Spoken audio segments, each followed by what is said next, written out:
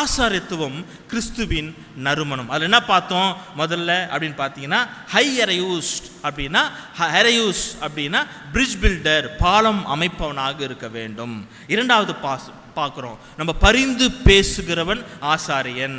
பலிபீடத்தில் போய் பலியை செலுத்தி அது பலி ரத்தத்தை கொண்டு வந்து கர்த்தரிடத்தில் வேண்டுதல் செய்கிறவன் ஆசாரியன். பரிந்து பேசுதல் அப்படின்னு நம்ம பார்த்தோம். மூன்றாவது பார்த்தோம், அதில் நெஞ்சிலே மக்களை சுமப்பவன், 12 கற்களை சுமந்து பரிசுத்த ஸ்தலத்திலே அவன் வேண்டுதல் செய்தான் அல்லவா, அதுபோல் நாமும் செய்யப்பட வேண்டும். இது மூன்றும் சேர்ந்தது தான் ஆசாரியத்துவத்தில் கிறிஸ்துவின் நறுமணமாக விளங்குகிறது. அடுத்தது நம்ம பார்க்கிறோம், சுயநலமற்ற அருட்பணி.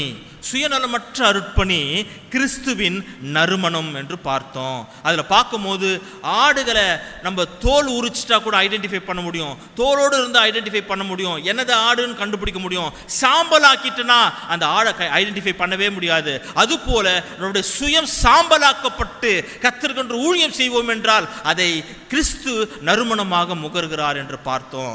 மூன்றாவது, உபத்திரவம் கிறிஸ்துவின் நறுமணமாக இருக்கிறது. ஓநாய்க்குள்ளே ஆடை அனுப்பும் பொழுது கர்த்தர் நம்மை அவ்விதமாய் அனுப்பி இருக்கிறார். உபத்திரவங்கள் நமக்கு உண்டு, நம்மளை பகைக்கிறவர்கள் உண்டு, உலகம் உங்களை பகைக்கும் என்று வசனம் சொல்லுகிறது. இவைகள் எல்லாம் சகித்து கர்த்தருக்காக பாடுபடுகின்ற அந்த பாடுகள் இருக்கே, அது கிறிஸ்துவின் நறுமணமாக இருக்கிறது. உங்க வாழ்க்கையில நீங்களும் பாடுபட்டு கொண்டிருக்கிறீங்களா?